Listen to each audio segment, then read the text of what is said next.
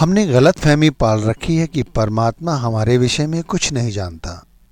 भगवान कृष्ण हमारे विषय में सब कुछ जानते हैं।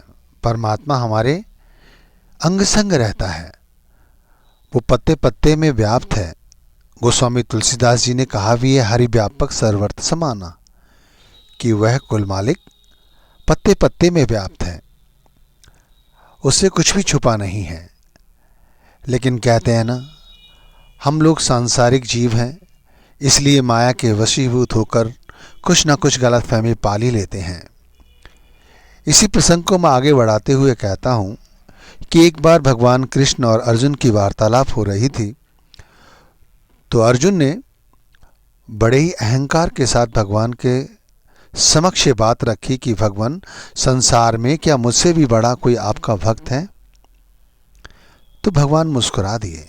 भगवान कृष्ण के यूं मुस्कुरा देने पर अर्जुन को अच्छा नहीं लगा। उसने फिर आग्रह किया, भगवान हे वासुदेव, मुझे बताइए, क्या मुझसे भी बड़ा कोई आपका भक्त है? इस पर भगवान कृष्ण कहने लगे, तुम क्यों बेकार की बातें कर रहे हो? इनसे तुम्हारा क्या लेना देना? कौन बड़ा है कौन छोटा है? तुम अपनी जगह हो, दूसरे लोग अपनी जगह हैं। तुम इन विषय में तुम्हें नहीं पढ़ना चाहिए। ये वाद विवाद तुम्हारे लिए शोभनीय नहीं है। लेकिन अर्जुन का अहंकार और बढ़ता गया, इसलिए उन्होंने भगवान के आगे फिर प्रार्थना की कि हे भगवान, मुझे बताइए, क्या मुझसे भी सर्वश्रेष्ठ आपका कोई भक्त है? तो भगवान ने सामने वृक्ष की ओर इशारा किया और कहा कि उस वृक्ष पर एक पक्षी रहता है, वो भी यही कहता है कि वो मेरा भक्त है। तुम जाओ, उससे पूछो, वही तुम्हारी शायद मदद करे। अर्जुन कहने लगे कि भगवान, मैं उसके पास जाकर क्या बोलूँगा? मैं पक्षियों की भाषा नहीं जानता। तो उन्होंने कहा, तुम जाओ, मैं तुम्हें ज्ञान देता हूँ, तुम उसकी भाषा समझ सकोगे, वो भी तुम्हारी भाषा समझ सकेगा। अर्जुन उस वृक्ष के पास पहुंच जाता है, उस पक्षी राज को कई बार आवाज़ देता है, लेकिन पक्षी अपनी आंखें नहीं खोलता। जब कई बार आंखें नहीं खोलता तो अर्जुन ने उससे कहा, मुझे भगवान कृष्ण ने भेजा है। जैसे ही भगवान कृष्ण का नाम लेते हैं अर्जुन, उसी समय पक्षीराज अपनी आंखें खोल देते हैं और कहते हैं, बताइए क्या बात है? तो वो कहते हैं कि मैं अर्जुन हूँ, भगवान कृष्ण का परम भक्त। संसार में मुझसे बड़ा परमात्मा का कोई भक्त नहीं है, इसलिए यदि तुम्हें कोई कष्ट है तो मुझे बताओ, मैं तुम्हारे कष्ट को चुटकी में सही कर दूंगा। मैं तुम्हारे पास इसीलिए आया हूँ।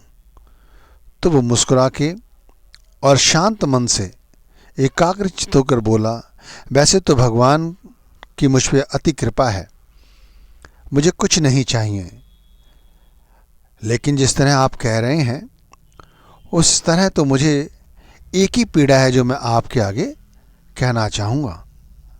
देखो, वैसे तो मैं आंखें नहीं खोलना चाहता था, लेकिन भगवान कृष्ण ने तुम्हें भेजा है, इसीलिए मैंने आंखें खोली। और मेरी वेदना ये है कि मैं भगवान के ध्यान में हमेशा ही लीन रहता हूँ।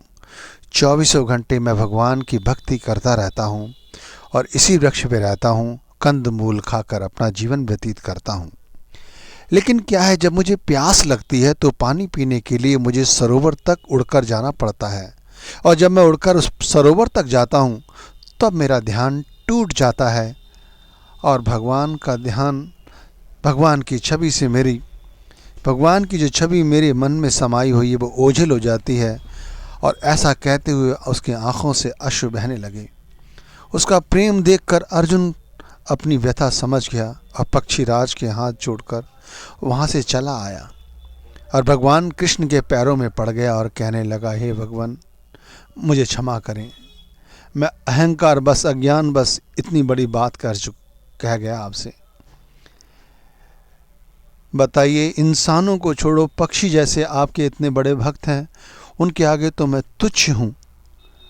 संसार की लोलुपता में हम और आप इस तरह व्याप्त हैं। अब आप खुद विचार कीजिए, जब अर्जुन जैसा महारथी, तपस्वी, भगवान कृष्ण का अनन्य भक्त, अनन्य प्रेमी, जब परमात्मा की भक्ति करने के बावजूद भी वो परमात्मा की भक्ति एक पक्षी के बराबर नहीं कर सकता, तो हमारी और आपकी क्या दशा है। इसलिए मैं यही कहूँगा, हमें परमात्मा की भक्ति करनी चाहिए, भगवान कृष्ण की भक्ति करनी चाहिए। हरे कृष्ण।